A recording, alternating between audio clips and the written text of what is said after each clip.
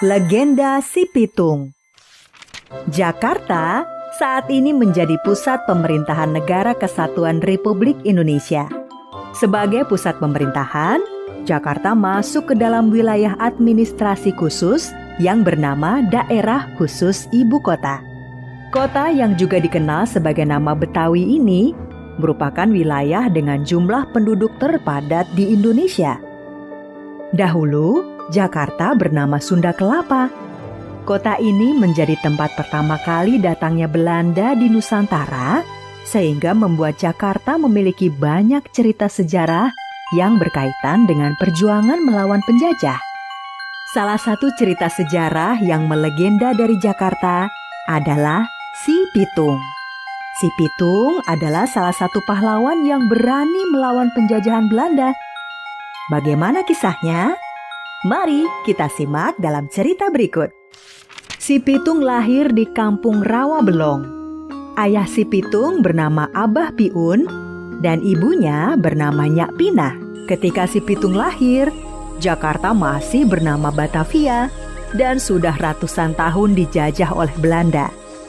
Pitung tumbuh menjadi anak yang setiap hari menyaksikan kekejaman penjajahan Belanda terhadap masyarakat Batavia. Ketika sudah tumbuh remaja, ayahnya berharap Si Pitung menjadi anak yang berbudi baik. Karena itu ayahnya mengirim Si Pitung belajar di pondok pesantren Haji Naipin di Kemayoran. Selama di pondok pesantren, sehari-hari Si Pitung belajar mengaji. Haji Naipin dengan sabar mengajari Si Pitung mengaji. Si Pitung termasuk anak yang cerdas, sehingga cepat menguasai pelajaran yang diberikan oleh Haji Naipin. Selain mengaji, Si Pitung juga belajar silat. Selain pintar mengaji, Si Pitung ternyata juga mumpuni dalam pencak silat, sehingga Haji Naipin sangat menyayanginya. Setelah beberapa tahun menjadi santri Haji Naipin, Si Pitung pun pulang ke kampung halamannya. Abah Haji, terima kasih sudah bersedia mendidik Ai di pesantren ini. Sekarang Ai izin pamit ke kampung halaman. Sudah selayaknya Ai membagi ilmu kepada siapa saja, asalkan mereka mau belajar. Sekarang sudah waktunya untuk Pitung kembali ke kampung halaman. Dan ingat, bagikan semua ilmu ini kepada semua masyarakat agar bermanfaat. Titip salam Ai untuk orang tua Ai, dan jangan lupa jadi anak yang berbakti kepada orang tua. Sesampainya di rumah, Si Pitung disambut dengan makanan yang sangat enak. Maklum saja, selama menjadi santri, Si Pitung tidak pernah memakan makanan yang enak. Kehidupan di pesantren memang selalu sederhana dan banyak prihatin agar para santri memiliki kepribadian yang kuat. Selama di rumah, Si Pitung rajin membantu babehnya. Setiap hari, Si Pitung mengembalakan kambing ke daerah yang banyak rumputnya. Sedangkan ayah Si Pitung setiap harinya berjualan buah-buahan di pasar Tanah Abang.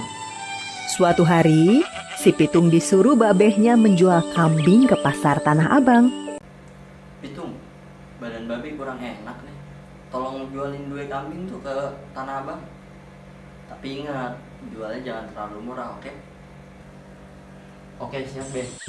Setelah menjual 2 ekor kambingnya di pasar Tanah Abang, Si Pitung segera pulang dan memasukkan uangnya di kantong celana. Namun dalam perjalanan pulang, Si Pitung dicegat oleh 3 orang preman. Siapa namanya lu? Rumah lu di mana? Di Rawabelong, Bang. Ya udah, sono langsung pulang deh.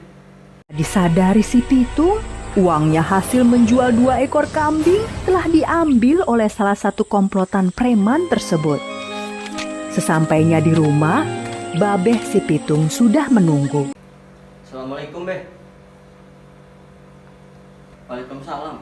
Lu Tung, gimana tadi? Hasil jual kambing tadi, bagus kan harganya? Beres, Be. Ini uangnya. Lu kenapa jadi bingung gitu? Waduh, Be. Kayaknya uangnya kecopetan, Be. Pitung pun menemukan para pencopet masih ada di tempat semula. Kalian kan yang nyopet duit gue. Kalian jangan pura-pura tidak tahu. Lebih baik kalian kembalikan uangnya sekarang. Para preman tersebut tetap tidak mau mengaku.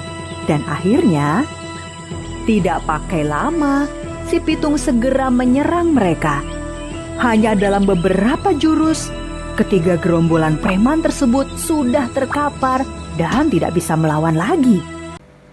Lupa deh, makanya jangan macem-macem sama anak rawa belum.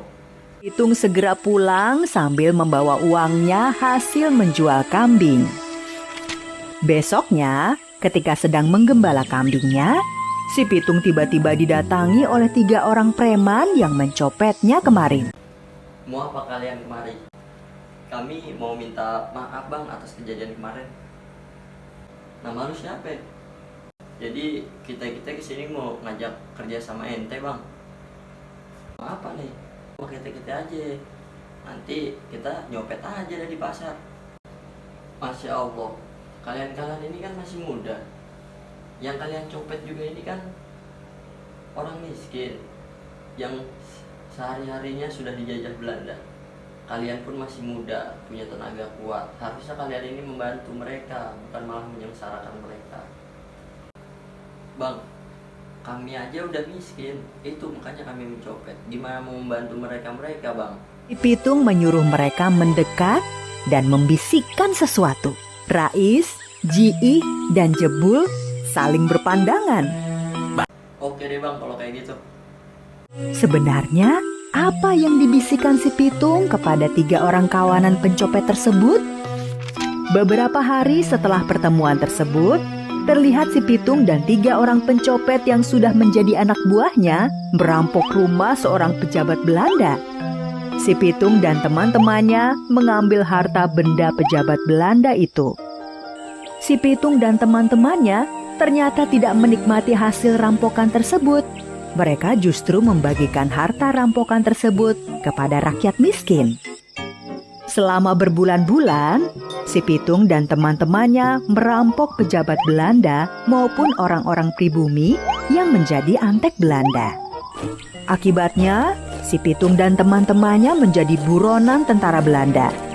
Setiap hari, ratusan tentara Belanda melakukan patroli di Batavia untuk memburu si Pitung dan teman-temannya.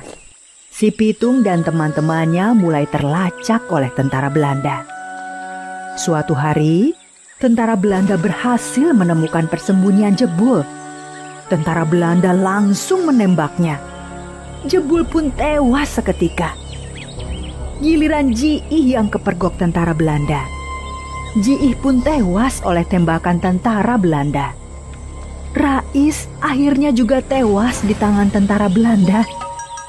Si Pitung pun akhirnya ditemukan oleh tentara Belanda. Tidak menunggu lama, terdengar suara tembakan. Namun si Pitung ternyata memiliki ilmu kebal. Tidak satupun peluru berhasil menembus tubuh si Pitung. Woi, komplotan Belanda. Gue nih, kenalin, gue si Pitung, anak rawa belum. Gue gak bakal takut sama senjata-senjata lu pada. Kalau perlu, bilangin sama komplotan lu semua. Selama lu masih ada di sini, gue gak bakal segan-segan ngasih pelajaran ke lu semua. Kabar tentang si Pitung yang punya ilmu kebal membuat nyali tentara Belanda menjadi ciut. Mereka tidak berani keluar dari markasnya. Akhirnya, kelemahan ilmu kebal si Pitung ketahuan. Seseorang yang menjadi antek Belanda membocorkan rahasia tersebut. Tentara Belanda segera menyiapkan senapan berisi peluru emas. Perjuangan si Pitung membela kaumnya dari penjajahan Belanda berakhir sudah. Si Pitung tewas oleh tembakan tentara Belanda yang menggunakan peluru emas. Masyarakat Jakarta sampai sekarang tetap mengingat kisah perjuangan si Pitung dan teman-temannya.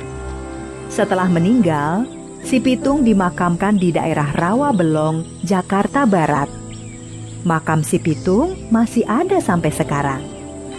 Sedangkan sebuah rumah yang pernah menjadi tempat tinggal si Pitung di daerah Kampung Marunda Pulo, Cilincing, Jakarta Utara, dijadikan sebagai museum kebaharian untuk mengingat perjuangan si Pitung melawan penjajahan Belanda.